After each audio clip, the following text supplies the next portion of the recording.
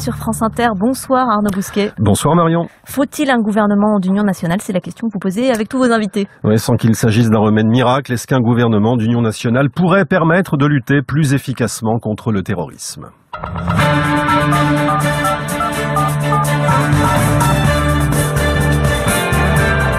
France Inter, le téléphone sonne. Gens de droite, gens de gauche, voire d'extrême droite, voire d'extrême gauche, dans un même gouvernement, est-ce souhaitable? Qu'est-ce que ça changerait? La classe politique française y est-elle prête? Prête par exemple à ne pas polémiquer moins de 2 heures après un attentat? Prête à travailler ensemble? Et puis la société française, nous les citoyens, sommes-nous prêts à l'union nationale? Une république unie, sans affrontement dogmatique ou partisan, serait-elle une vraie réponse aux terroristes ou alors une utopie aussi vaine que ridicule? Et plus généralement, même hors contexte terroriste, le gouvernement d'union est-il le modèle gouvernemental de demain? Voilà quelques pistes autour desquelles je vous propose de nous interroger, de débattre. Jusqu'à 20h sur France Inter, vos réflexions, vos questions au 01 45 24 7000 pour intervenir en direct, sans oublier le site internet de l'émission sur franceinter.fr et sur Twitter, #Telson. Arnaud Bousquet, le téléphone sonne. Soyez les bienvenus et bonsoir Ramayad. Bonsoir. Vous êtes ancienne secrétaire d'État sous la présidence de Nicolas Sarkozy, ancienne UMP, ancienne du Parti Radical, ancienne de l'UDI, mais future, vous le souhaitez en tout cas, candidate à la présidentielle. Alexis Corbière, bonsoir. Bonsoir. Vous aussi, vous êtes un ancien du Parti Socialiste, ancien secrétaire national du Parti de gauche et aujourd'hui porte-parole de la campagne présidentielle de Jean-Luc Mélenchon. Et puis en direct des studios de France Bleu à La Rochelle, Olivier Falorni, bonsoir.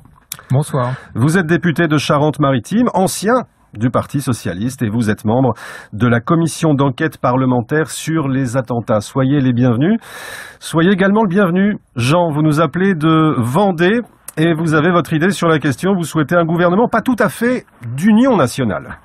Alors, pas tout à fait d'union nationale, puisque nous, on a fait le choix de l'appeler un gouvernement de responsabilité nationale, et par les temps qui courent, peut-être même un gouvernement de résistance nationale. On est une petite association qui est née après les attentats de janvier 2015 et qui s'est fait connaître médiatiquement à partir de janvier 2016. Donc, on a pris 1 an de réflexion pour faire mûrir un peu notre projet. Nous sommes 128 adhérents actuellement, et notre mouvement s'appelle Sursis, comme sursaut citoyen.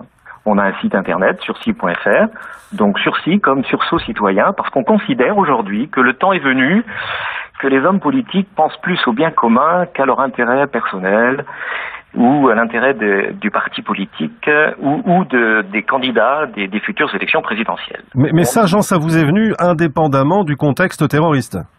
Ça nous est venu après janvier 2015, après les premiers attentats. Donc ça a été le déclencheur. Ça a été vraiment le déclencheur.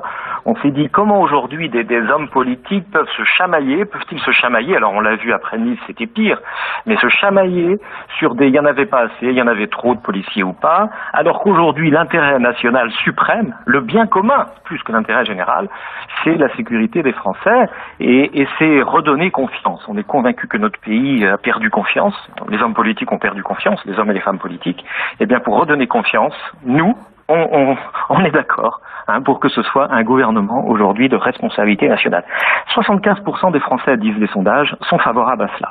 Alors pas un gouvernement qui dure des lustres, mais un gouvernement pour 1 an ou 2 et qui résolve 3, 4, 5 priorités essentielles pour le pays, dont l'une qui est aujourd'hui lutter contre le terrorisme par tous les moyens. Merci Jean. Je vous propose de demander à nos invités ce qu'ils en pensent. Alors, gouvernement de responsabilité nationale, d'union nationale, de résistance nationale. Ramayad. Dans le monde idéal, bien sûr, 75% des Français y sont favorables. Il ne pouvait en être autrement. Ils sont aussi favorables au beau temps, aux belles choses. Évidemment, je comprends l'objectif qui consiste à dire éviter les chamailleries après les attentats, l'heure est trop grave pour qu'il y ait polémique. Mais ça veut donc dire pas d'opposition. Ça veut donc dire tout le monde se range derrière donc ce fameux gouvernement qui aurait donc une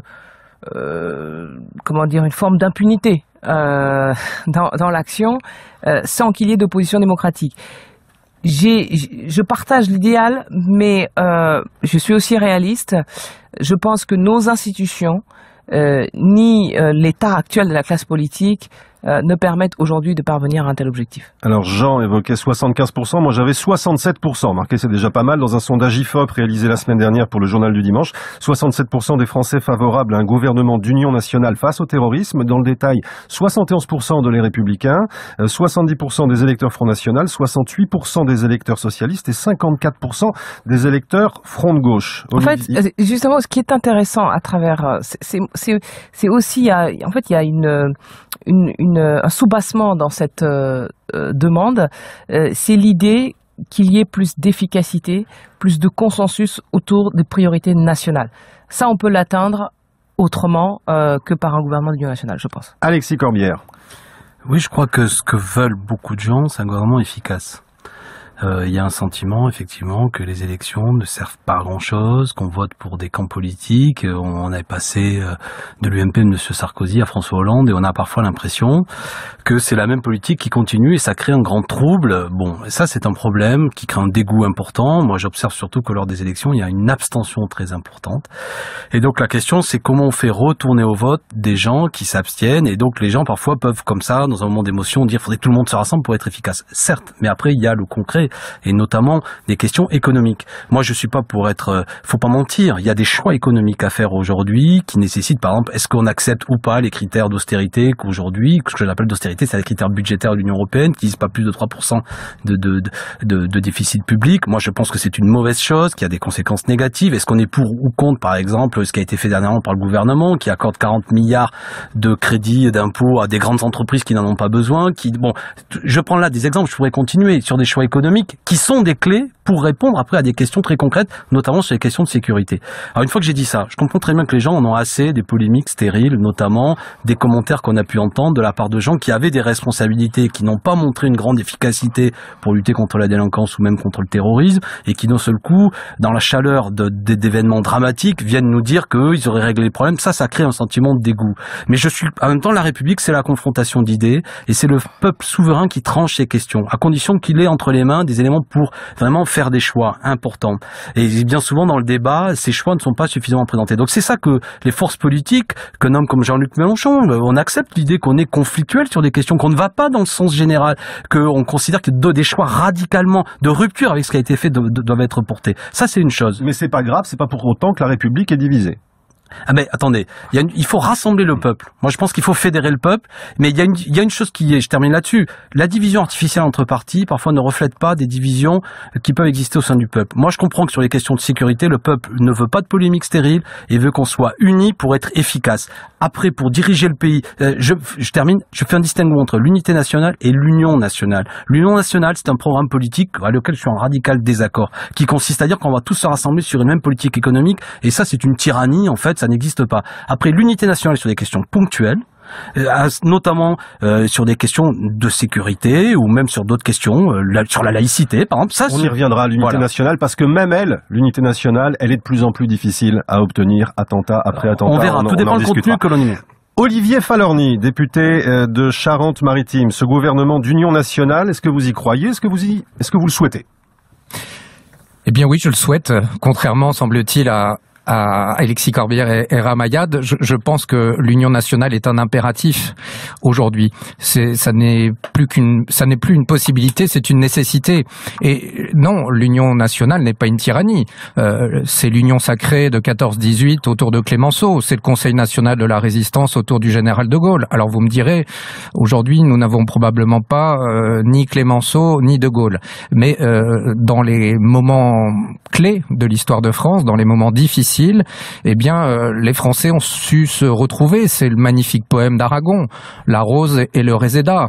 La rose pour le communisme, le réséda pour le blanc du royalisme. Ça n'était pas la tyrannie que de faire le programme du Conseil national de la résistance. Ça n'était pas la tyrannie de faire l'union sacrée pour gagner le combat à Verdun. Donc je crois qu'aujourd'hui nous sommes dans une situation de guerre, je le rappelle, ça a été dit, je crois que tout le monde aujourd'hui l'a compris, et l'union nationale elle est nécessaire. Alors c'est vrai que l'union nationale elle ne peut pas se faire, j'allais dire en temps de paix. En tout cas, dans des périodes fastes. Mais quand la France va mal, les hommes politiques, les femmes politiques doivent montrer l'exemple. Et aujourd'hui, il y a deux choses que ne supportent pas les Français. C'est l'indignité du débat public et l'inefficacité de l'action publique. Et je crois que la dignité et l'efficacité passent aujourd'hui par l'union, c'est-à-dire un contrat autour duquel se retrouvent tous ceux qui le veulent. Et ça, une union nationale ne veut pas dire unanimisme national, parce qu'il peut toujours y avoir des gens qui n'adhèrent pas, mais en tout cas, nous avons aujourd'hui besoin d'un contrat, j'allais dire à durée déterminée, pour vaincre une menace, et en l'occurrence, cette menace, aujourd'hui, elle est clairement identifiée, c'est Daesh, mais au-delà de ça, nous avons besoin de reconsolider la République, et je trouve que le nom de l'association du monsieur qui a témoigné tout à l'heure, il est particulièrement adapté, parce que la République a besoin d'un sursaut, parce qu'aujourd'hui, je pense qu'elle est en sursis. Merci Olivier Falorni en direct de La Rochelle. Frédéric nous appelle de Pau. Bonsoir Frédéric. Oui, bonsoir à tous. Mais moi, je serais plutôt de l'avis d'Alexis Corbière. Un gouvernement d'union nationale, nous l'avons déjà. Hein, nous l'avons en fait depuis 30 ans. Hein, on voit bien les politiques qui sont menées sont à peu près identiques. Alors le terrorisme existe et c'est une menace certaine et redoutable et même à fois.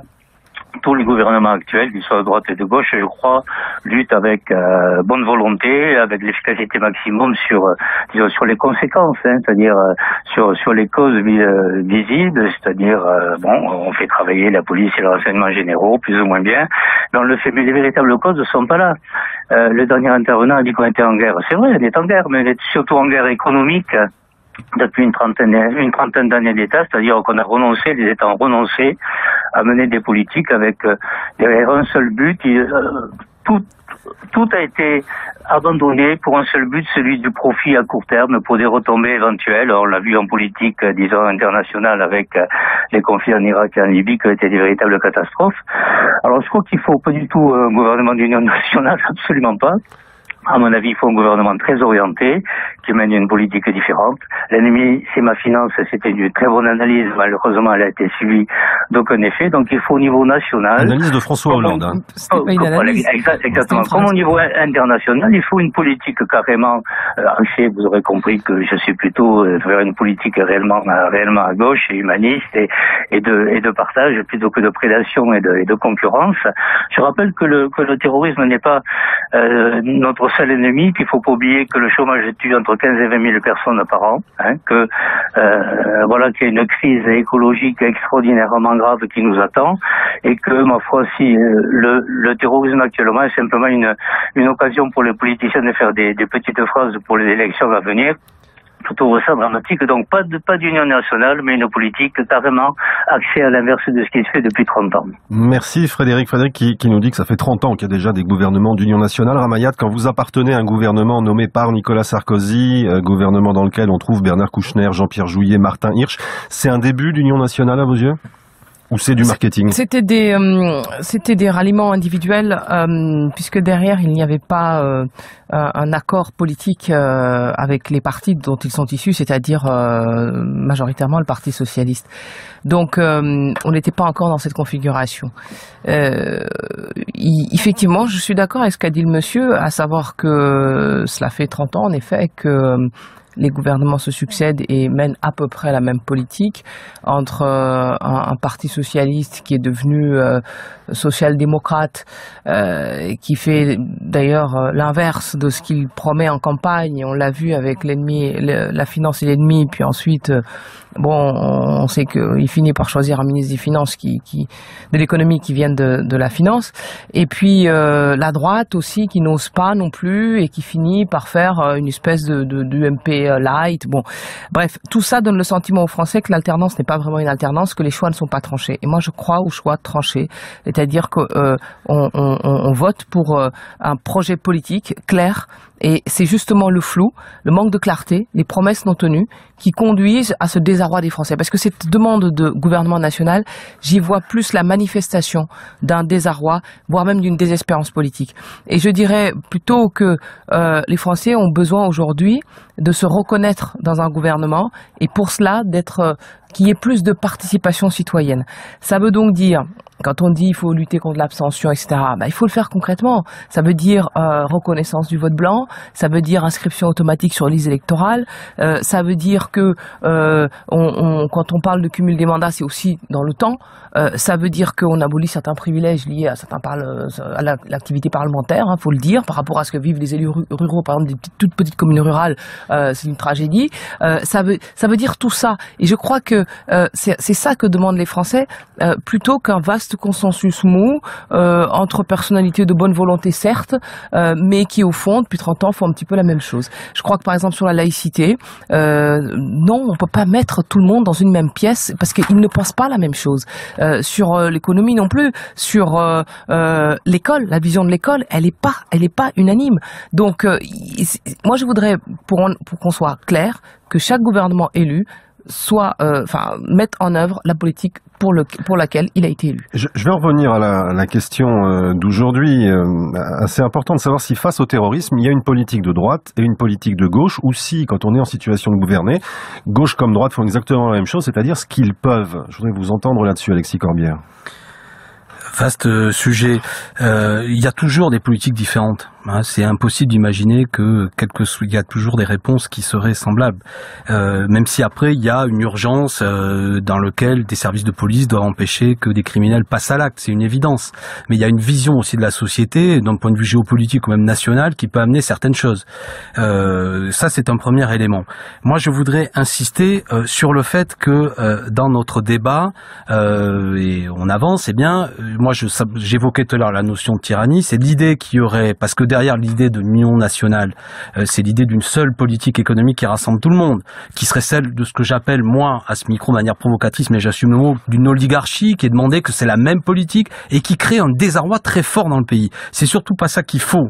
Et je crois que là-dessus, il faut avancer et dire les choses clairement. Il y a une échéance devant nous électorale qui aura lieu dans un an, même dans ce contexte terrible. Elle doit être l'occasion d'un grand débat pour qu'il y ait des choix économiques et sociaux qui soient faits. Et malheur à ceux qui voudront prétexter des attentats pour faire taire sur le fait que nous ne pouvons pas, nous les Français, discuter de grands choix économiques, notamment notre rapport, je le disais tout à l'heure, à l'Europe. Moi je suis pour que nous avancions vers un protectionnisme solidaire, je suis pour que nous avancions vers une réforme fiscale pour un autre partage des richesses, etc., pour une défense des services publics, parce que sinon on va aller dans le mur et on va continuer comme ça.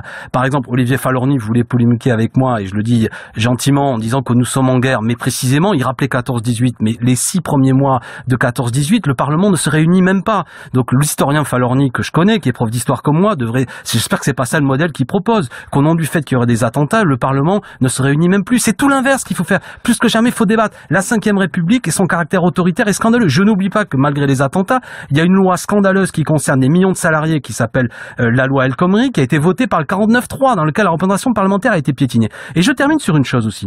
Moi, ce qui me semble, il y a une confiance aussi à rétablir. Et je profite de l'occasion, en n'oubliant pas bien sûr les drames qui ont eu lieu, mais du cas de monsieur Adama Traoré qui a eu lieu dernièrement. Pourquoi je parle de ce cas? Parce que dans beaucoup de quartiers populaires aussi, il y a parfois l'impression que la République c'est un mot qui est utilisé mais qui n'a pas beaucoup de signification. De quoi je parle quand je parle du cas de monsieur Traoré? C'est un jeune homme qui a été interpellé par la police et qui est mort dans des conditions douteuses et pour lequel sa famille aujourd'hui réclame la clarté et la vérité. Et il y a quelques jours, la manifestation a été interdite. Et ça crée le sentiment qu'il y a des milieux populaires en France dans lesquels, quand il y a des drames qui ont lieu, il n'y a pas totalement la possibilité que toute la lumière soit faite. C'est important parce que si on parle d'unité nationale, moi je vais même utiliser le terme d'unité populaire, il faut que les institutions retrouvent une confiance vis-à-vis de nos concitoyens et que notamment on ait totalement confiance là-dedans. Et je termine aussi une dernière fois, Ramayad a avancé des pistes sur ce qu'il faut changer. Moi elle va être satisfaite, il y a un candidat qui porte notamment ce qu'elle a dit, s'appelle Jean-Luc Mélenchon. Moi je suis pour une 6e République et notamment je suis pour l'idée du droit de vote obligatoire, je suis pour... Coucou, je le suis également. Eh bien tant mieux, tant mieux, on verra. Eh bien si finalement vous n'arrivez pas à être candidate, peut-être que vous aurez quand même un candidat. Je souhaite être candidate, il n'y a pas de problème. Je souhaite à monsieur Mélenchon aussi, bon, très bien, nous verrons. Mais voyez, ce que je veux dire, c'est que là-dedans, l'idée de porter un combat pour une 6e République, c'est pas tout à fait le terme que vous avez utilisé, mais de modifier les règles du jeu, mais peut-être que nous retrouverons, et je souhaiterais. Et on en reparlera. Non, mais notamment le droit de révocation. Oui, mais c'est important parce que l'unité nationale. Et on va écouter Olivier Falorni. Qui est très patient. En direct de La Rochelle. Techniquement, comment on fait un gouvernement d'unité nationale, Olivier Falorni? Qui y participe? À quel dosage? On l'ouvre jusqu'à qui? D'abord, je veux rappeler à Alexis Corbière que l'Assemblée nationale s'est réunie pendant tout le temps de la Première Guerre mondiale. Non, pas pendant les premiers mois. Il y a toujours eu des débats au sein de l'Assemblée nationale et dans une période particulièrement difficile. Non, c'est pas vrai, Olivier Falorni, révisé. Les premiers mois, non, mais c'est pas grave. Mais je suis surpris d'entendre Alexis Corbière qui, et à juste raison, fait souvent référence au programme du Conseil national de la résistance comme le modèle de Jean-Luc Mélenchon. Le Conseil national de la résistance, que je sache, n'a pas été rédigé uniquement par le Parti communiste. Ça se saurait. Après, techniquement, quand je parle d'union nationale, je parle d'une situation très particulière qui est une situation conflictuelle. Vous savez, la France, elle a connu des conflits. Elle s'est parfois déchirée. Je pense à la terreur révolutionnaire, je pense à l'occupation, où la France a été coupée en deux. Je crois qu'aujourd'hui, les Français ne supportent plus les faux débats. C'est étonnant d'ailleurs d'entendre dire à Mayad, qui par ailleurs se revendique centriste, qu'il faut éviter le consensus mot. Mais l'Union nationale, c'est tout sauf le consensus mot. Le jour où j'ai adhéré à l'UDI, j'ai dit que je n'étais pas centriste, ce qui d'ailleurs été le début de mes ennuis. Ah je pense que vous allez surprendre vos collègues de l'UDI qui se revendiquent. Mais je n'y suis plus, Il faut changer de parti. Non, mais je n'y suis. Vous avez raison, tellement que je n'y suis plus depuis des mois. D'accord. Excusez-moi. Donc, vous n'êtes plus radical. Vous êtes un peu dans la petite polémique chez Olivier Falorni. Allez, s'il vous plaît. Je préside un parti politique. Merci Ramayad. Je préside une coopérative qui s'appelle La France qui ose. Beaucoup de monde au standard et au 01 45 24 7000. Olivier Falorni, en direct de La Rochelle. Est-ce que vous pouvez répondre à ma question, s'il vous plaît? Techniquement, comment vous le faites, ce gouvernement? Avec qui? Pour combien de temps? Écoutez, nous réunissons autour de la table l'ensemble des partis politiques qui existent dans cette République et nous formons... 450 partis donc. 450 partis? Non, écoutez... Écoutez, il y en a 450. Je parle des partis représentatifs, ceux qui ont des élus. Je suis désolé, votre parti, Madame Yann, n'a pas encore d'élus, mais ça viendra. Ah oui, mais justement, là est le problème. Ces partis-là sont disqualifiés, monsieur. Écoutez, quand on est élu, on n'est pas disqualifié, on est légitimé par le suffrage universel. Donc, monsieur Falorni, vous proposez un gouvernement avec le Front National? On l'ouvre au Front National, merci. Parce que non, mais c'est intéressant. On l'ouvre au Front National? Je découvre. Bon. Écoutez, d'abord, là aussi, il faut faire quand même des références à l'histoire. Aragon, quand il parlait de la rose et le réséda, c'était quoi? C'était les croix de feu, monsieur. Donc faites référence un peu aussi à l'histoire. Cher Alexis, vous êtes historien également. Aragon faisait référence aussi aux croix de feu catholiques qui se sont battus aux côtés des communistes. Alors, je ne compare pas la situation de 14-18 ou celle de 40-45, mais enfin, c'est facile d'attaquer aujourd'hui des situations qui se sont produites autrefois. Je ne suis pas, vous le savez bien, cher Alexis, un fan du Front National. J'espère que vous n'allez pas engager cette polémique avec moi. Néanmoins, je considère que tous ceux qui se mettent d'accord autour d'un programme républicain, c'est-à-dire qui s'intègre dans un certain nombre de valeurs. Et je constate aujourd'hui que le Front National ne s'inscrit pas dans l'ensemble des valeurs de la République. En tout cas, celles que je reconnais. En tout cas, mettons-les autour de la table, voyons si nous pouvons construire un programme de salut public ensemble. Les partis politiques choisiront. Ceux qui adhéreront au programme s'engageront dans un gouvernement des meilleurs, parce que les Français, là aussi, on en a ras-le-bol de ces gouvernements composés au prorata des courants de tel ou tel parti, de savoir si un tel a fait 5% aux primaires. C'est exactement ce que vous avez dit. Pardon ? C'est exactement ce que vous avez dit, les représentatifs justement du Parlement, c'est cela que vous souhaitiez mettre autour de la table. On va passer aux auditeurs très nombreux qui souhaitent s'exprimer. C'est intéressant ce qu'il dit. C'est très intéressant, mais l'émission... Vous voyez bien qu'il a du mal à aller au bout de l'idée parce qu'elle est utopique. France Inter, le téléphone sonne. Vos questions 01 45 24 7000 ou sur les réseaux sociaux avec le mot-clé Telson. Bonsoir Denis. Oui, bonsoir. Vous aussi, vous êtes historien, visiblement. Moi, je suis historien, je suis, citoyen français. Je m'adresse à vos intervenants. J'ai cru comprendre qu'il y avait parmi les politiques qui sont dans votre studio des éminents spécialistes d'histoire. Alors moi, je dis ceci déjà, que l'expression gouvernement d'union nationale correspond historiquement au gouvernement de droite, vous entendez bien, de droite, dirigé en 1926 par Raymond Poincaré. Et pour la petite histoire, ce gouvernement n'était pas directement issu des urnes, mais c'était la conséquence du retournement d'une alliance d'une partie du centre, qui s'appelait la gauche radicale, qui avait abandonné en cours de législature la gauche pour s'allier à la droite. Point. Ça, c'est le rappel historique. Ensuite, j'estime, en tant que citoyen français, que l'union nationale, c'est un leurre. C'est un leurre absolu. J'ai entendu M. Falorni dire que les partis politiques choisiront. Non, c'est le peuple qui choisit. Et en ce sens, je rejoins M. Corbière, qui dit qu'il va y avoir des échéances l'année prochaine. Je le sais pertinemment moi aussi. Je suis citoyen, je vais m'engager, je fais partie déjà de groupes qui s'appellent la France Insoumise. Il va y avoir par exemple pendant l'été des caravanes qui traversent la France pour aller à la rencontre des gens. Et oui. Mais simplement, l'Union nationale, c'est un leurre. Pourquoi? Si on prend la loi El Khomri, vous connaissez très bien ce qui s'est passé. Il y a des députés, des représentants du peuple qui étaient pour et qui étaient contre. Moi, j'aimerais bien savoir sur ce sujet ou sur le référendum de 2005, les intervenants, qu'est-ce qu'ils avaient voté en 2005 sur la Constitution européenne ou sur la loi El Khomri. S'il y a des députés parmi vous, qu'est-ce qu'ils avaient voté? Et vous verrez qu'il peut pas y avoir d'union nationale sur des leurres. Par contre, sur des choix, oui, des choix représentés par des partis, des mouvements politiques, et c'est les citoyens qui tranchent. Point. C'est tout. Moi, je fais partie d'un groupe à Metz de citoyens qui se bagarrent comme des chiens depuis 14 ans pour le droit au logement. Comme des chiens, que ça soit la droite ou la gauche, on s'aperçoit que sur le terrain, il y a des gens qui restent sur le carreau, qui n'ont pas de logement. À coup de procédures judiciaires, on arrive à obtenir gain de cause, mais c'est très compliqué. Donc, tout le monde n'est pas d'accord pour appliquer le droit au logement en France, vous voyez?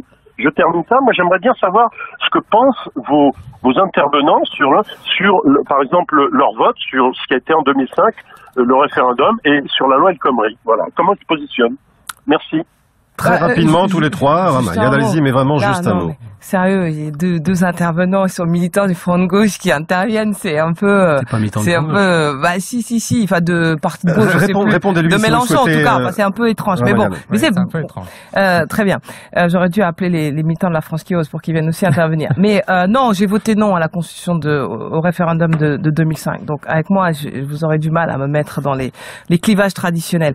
Mais je voulais juste, dire quelque chose au sujet du gouvernement des meilleurs et cette histoire de représentation par les partis. Alors moi j'ai du mal à considérer qu'un gouvernement d'union nationale serait donc un gouvernement des meilleurs. Alors on sait très bien que la politique, quand moi j'ai découvert ça en m'y engageant, c'est pas les meilleurs qui arrivent, c'est ceux qui arrivent finalement à éliminer tous les autres. C'est pas forcément les meilleurs. Donc ceux qui nous dirigent ne sont pas systématiquement meilleurs. Le mérite n'est pas, hélas et triple hélas, n'est pas un critère de succès en politique. Ça c'est la première chose. La deuxième chose, se saisir finalement de la représentation par les partis politiques quand on sait qu'ils représentent à peine 1% de la population en termes de militants et d'adhérents, quand on sait que ils sont le produit d'une démocratie de l'abstention, c'est quelque chose qui est absolument sidérant. Et on nous dit, alors Monsieur Falorni nous dit, oui, mais il y a le Parlement, vous élu, tout ça. Vous êtes exceptionnellement élu dans des conditions, enfin, en n'étant pas ressortissant d'un parti politique. Mais sinon, tous les autres, ils sont élus dans des conditions que vous connaissez, c'est-à-dire de filtrage maximal, qui exclut, mais des millions de Français de la représentation nationale. Donc, aujourd'hui, l'Assemblée n'est pas du tout représentée de la population. Donc, vous pouvez pas nous dire cela vont donc être le gouvernement des meilleurs qui vont donc représenter. C'est le peuple français, c'est au peuple français de choisir qui seront les meilleurs. Je souhaiterais faire une proposition. J'approuve effectivement ce que dit Ramayad sur le fonctionnement des partis politiques. Simplement, on ne peut pas les mettre en dehors de la table. Moi, vous savez, ma référence, c'est le Conseil national de la résistance. Je reviens dessus. Et dans le Conseil national de la résistance, il n'y avait pas que des partis. Il y avait des syndicats. Il y avait les organisations des mouvements de résistance qui étaient composés de citoyens. Syndicats, pareil, pas représentatifs. Oui, mais écoutez, à un moment, il faut mettre à un moment, il faut d'abord réformer le système avant de les mettre autour de la table. C'est ça que je voudrais que vous entendiez. On peut pas mettre des institutions disqualifiées autour de la table pour représenter un peuple qui ne les reconnaît plus en tant que tel. Donc il faut revoir les structures.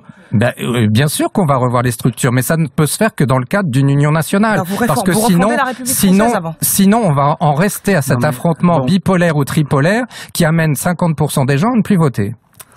Oui. Olivier Falorni, on vous a compris, le comité, le CNR, vous voulez redire un mot, Alexis Corbière, je sens que... Non, pas du tout. Vous écoutez bien le téléphone, sonne pas les marches de l'histoire. Voilà, non mais je voulais seulement... Tout à l'heure, Olivier Falorni a évoqué le gouvernement des meilleurs, c'est la définition même de ce qu'on appelle l'aristocratie. Moi, je suis contre ces idées-là. Je sais pas qui est le meilleur, vous avez votre opinion, j'ai la mienne, et c'est par définition, je disais tout à l'heure, une vision tyrannique des choses, il y aurait des gens de quel point de vue. Non. L'année prochaine, il y a une échéance électorale. Allons dans cette échéance électorale, respectons-la, respectons le peuple, faisons des propositions. Peut-être que les propositions portées par Jean-Luc Mélenchon et moi-même seront minoritaires, je n'en sais rien, mais d'abord, la pire des choses, c'est qu'il y ait un consensus, ou du moins qu'il y ait finalement une seule et même politique, souvent au nom de l'Union européenne, qui soit portée. C'est ça qui est scandaleux.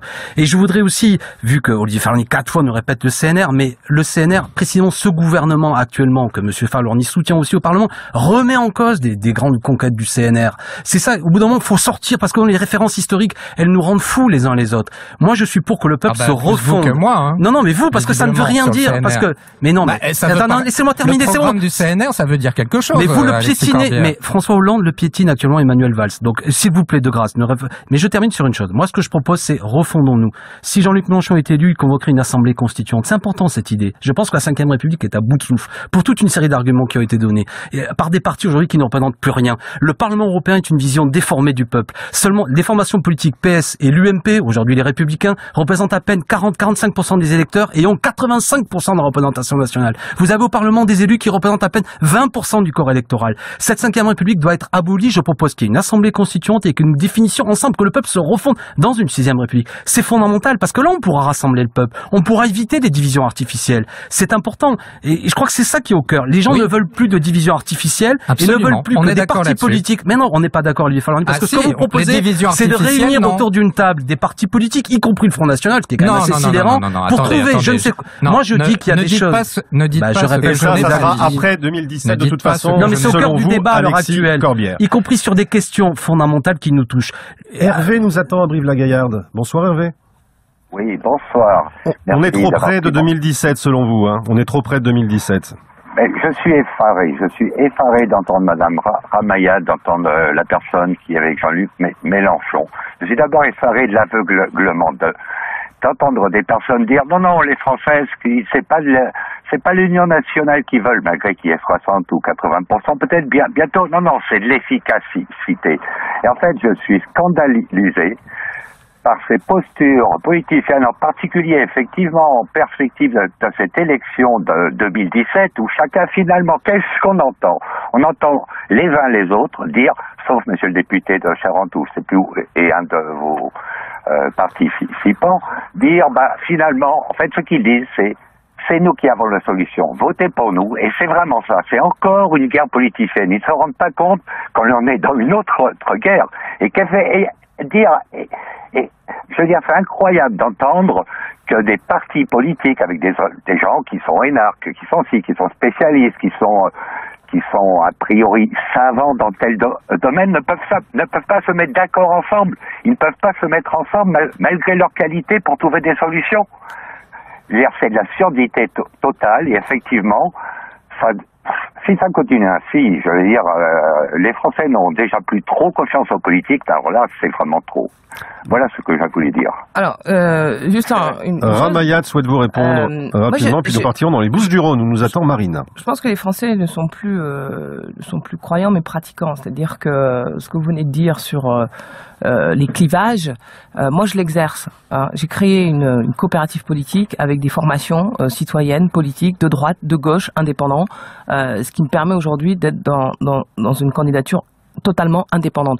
Et donc j'exerce tous les jours l'union entre des écolos, des libéraux, des étatistes, des plus ou moins républicains. Donc voyez ce que je veux dire. Donc ce n'est pas, ça n'a rien pour moi d'artificiel, c'est quelque chose que j'expérimente dans une coopérative, et le mot est choisi à dessein, qui réunit réellement des formations politiques de divers horizons, du Parti libéral-démocrate à l'Alliance écologiste indépendante, en passant par Démocratie 21, le Rassemblement éco-citoyen, Cercle de la diversité. Les uns viennent de l'UDI, les autres de l'UMP, d'autres viennent du PS, d'autres viennent même de l'extrême gauche, d'autres viennent de chez les Verts. Donc c'est ce qu'on est en train d'expérimenter. Donc vous savez, je n'ai pas attendu qu'on ait ce débat pour dire qu'il faut pouvoir faire travailler des gens qui sont différents. Mais ce que je dis, c'est qu'il faut qu'on ait des points, des principes communs d'action.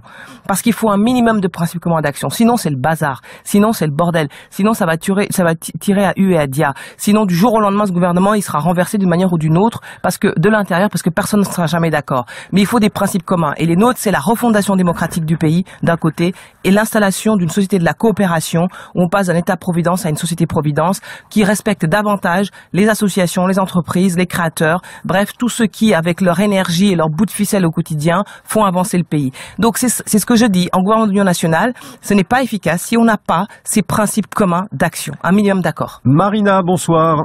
Oui, bonsoir. Vous nous appelez des Bouches-du-Rhône et vous craignez que l'Union nationale, ça soit synonyme d'opposition muselée. Voilà. Moi, je vous dis, d'après ce qui se passe dans l'actualité depuis quelque temps, et le recours justement à ce terme un peu galvaudé, nébuleux, d'union nationale. Alors effectivement, ça fait référence à la patrie en danger, tous derrière, tous ensemble, on va tous défendre la patrie. Soit face à un danger identifié simple comme un occupant, c'est peut-être facile. Face à d'autres sujets, ça devient compliqué.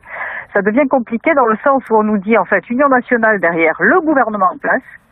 Et surtout, si jamais vous déviez de la règle, vous osez critiquer, poser une question, esquisser un geste, on vous dit attention, vous mettez l'Union nationale en danger, et c'est pas très patriote, et c'est pas très bien pour le pays quand même. Faites attention à ce que vous dites. Alors là, je pense que là, c'est peut-être un grand mot, mais à de la dictature. Marina, on vous entend assez mal depuis les Bouches-du-Rhône et caprice du téléphone cellulaire. Avant d'arriver à l'Union nationale, vous l'évoquiez tout à l'heure, Alexis Corbière, il y a déjà l'unité nationale, une sorte de trêve qui semble, attentat après attentat, de plus en plus difficile à respecter. Je crois qu'il a fallu moins de 2 heures après le début de la prise d'otage à Saint-Étienne-du-Rouvray pour que des responsables politiques déclenchent des polémiques sur les réseaux sociaux ou ailleurs. Vous avez tweeté sobrement « Assassiner un prêtre, homme de paix, est un crime contre l'humanité entière, croyante ou non ». Vous ne voulez pas que ces sujets-là servent à alimenter un désaccord politique? Oui, je crois qu'il y a des divisions artificielles et politiciennes qui sont détestables. Ça, c'est une chose. Mais je voudrais insister sur le fait que moi, je propose une méthode qui rassemble le peuple, qui le fédère. Celle de convoquer une assemblée constituante. Tout ce que j'ai entendu dans le cadre de la Ve République, aujourd'hui, c'est un système particulier qui concentre des pouvoirs sur le président de la République qui peut, durant 5 ans, ne rendre aucun compte et même faire adopter des lois, on l'a vu dernièrement, qui sont minoritaires au Parlement. Ce système-là est à bout de souffle. Je crois que ça doit être au cœur. Je réponds tout à l'heure à nos auditeurs mais écoutez-moi, quelle que soit votre opinion politique, même si ceux qui m'écoutent ne sont pas d'accord avec Jean-Luc Mélenchon, mais pourquoi ne pas convoquer une assemblée constituante et qu'il y ait dans ce pays un grand débat dans lequel toutes les opinions sont les bienvenues pour comment on se refonde d'un point de vue républicain comme peuple. Et chacun viendra avec ses idées et nous débattrons. On élira des députés constituants et je crois qu'il sortira quelque chose de positif. Parce que je répète ce que je disais tout à l'heure, la question de l'abstention est une question majeure. À l'heure où je vous parle, vous savez, là je vais parler une fois de plus de ma boutique. Il y a une caravane des droits que nous faisons dans toute la France. Parce qu'il y a 6 millions de gens qui sont mal inscrits. Mais ne seriez pas Ramayad, c'est fondamental. Non, mais vous faites votre pub là. C'est pas une pub, mais c'est le sujet.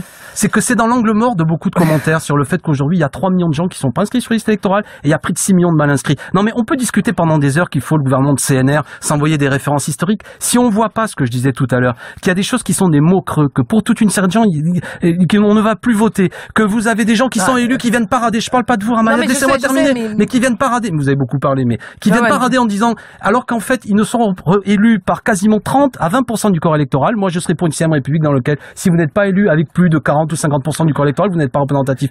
Ça donnerait un contenu plutôt que des grandes abstractions comme on l'entend depuis le début. Olivier Falorni, sans grandes abstractions, cette unité nationale qui s'étiole, comment vous l'expliquez? C'est le naturel qui revient au galop ou c'est la proximité de la présidentielle qui oblige les prétendants à se démarquer? Je crois qu'effectivement, la proximité des primaires, que ce soit à droite ou à gauche, font que chacun essaye de sortir du lot en utilisant effectivement les arguments parfois les plus indignes. Vous savez, moi, quand je défends l'Union nationale, je ne défends pas l'Union nationale comme État permanent dans la République. Loin de là. Mais il y a un mot qu'on n'a quasiment pas entendu durant tout ce débat, c'est terrorisme. Mais dans quel monde vivons-nous? Dans quel pays vivons-nous? On est 66 millions de personnes dans ce pays, on est 66 millions de victimes potentielles chaque jour. Je veux pas être anxiogène à l'excès, mais néanmoins, dans quel pays, dans quelle société vivons-nous? Nous sommes en état de guerre, donc si je prône l'union nationale, ça n'est pas pour faire en sorte que les différences disparaissent. Elles existent et tant mieux. Tant mieux, c'est une démocratie, mais l'union nationale, pour moi, elle s'impose dans un contexte violent, dans un contexte où la République doit faire front et qui ne supporte pas d'entendre effectivement 2 heures après l'odieux attentat de Nice, des responsables politiques s'envoyer des invectives à la tête. Je dois avouer que ça insupporte les gens. Olivier Falorni. L'union nationale, oui, mais pas comme État permanent. Je voudrais que le mot de la fin vienne à Thomas. Qui nous appelle de Paris. Bonsoir Thomas, merci de votre patience. Oui, je voulais dire une chose. Est-ce qu'on n'a pas besoin de grandeur, tout simplement, parce que depuis le début de l'émission, c'est vraiment une sorte de cours d'école, avec chacun qui dit moi je, moi je, moi je. Est-ce qu'on n'a pas besoin de voir un peu plus loin, un peu plus haut, de penser au-delà de soi, pour le collectif, au lieu de à chaque fois s'envoyer des pics, faire des polémiques, comme on aime bien le faire ici. Donc voilà, juste dire aller plus loin, voir plus haut et surtout s'oublier personnellement, ça serait la meilleure des choses, je pense. Pourtant, vous n'avez pas les pires ici, je peux vous l'assurer. En 20 secondes, chaque invité, si on en est capable, est-ce qu'on entre dans une nouvelle ère politique, même au-delà du contexte terroriste, qui va nous obliger à revoir, par exemple, notre constitution, Ramayad? Écoutez, moi, je crois que nous vivons une période tragique qui suppose en fait des choix stratégiques. On n'a pas beaucoup le droit à l'erreur parce que des vies humaines sont en jeu à chacune de ces décisions prises. Alexis Corbière. Oui, moi je propose au peuple de se refonder dans le cadre d'un grand débat constituant. On a la possibilité de passer à une 6e République avec des droits nouveaux, des droits sociaux, des droits écologiques. C'est possible, notre peuple est grand et précisément pour répondre à l'horreur qui nous attaque, on pourrait montrer que nous n'avons pas peur, que nous pouvons débattre et on sortirait plus fort et on vaincrait véritablement ceux qui nous attaquent. Olivier Falorni. Nous sommes dans une période de menace, dans une période grave. Je crois que les Français en sont tous conscients. Je crois que la classe politique doit être à la hauteur. Comme disait monsieur, je crois que nous avons besoin tous de nous élever. Si nous utilisons le jeu, c'est parce que nous défendons, nous trois, nos convictions. Mais effectivement, on a besoin de grandeur. Et quand j'avais cité en début d'intervention Clémenceau et De Gaulle, je crois qu'effectivement, on a besoin d'hommes politiques de ce niveau-là. On en reste là. C'est la fin pour ce soir du Téléphone Sonne. Merci à tous les trois. Ramayad, Olivier Falorni, Alexis Corbière. Alexis Corbière, vous sortez le 2 septembre un livre intitulé « Le piège des primaires ». Merci à Jérémy, Younes, Marie-Claude,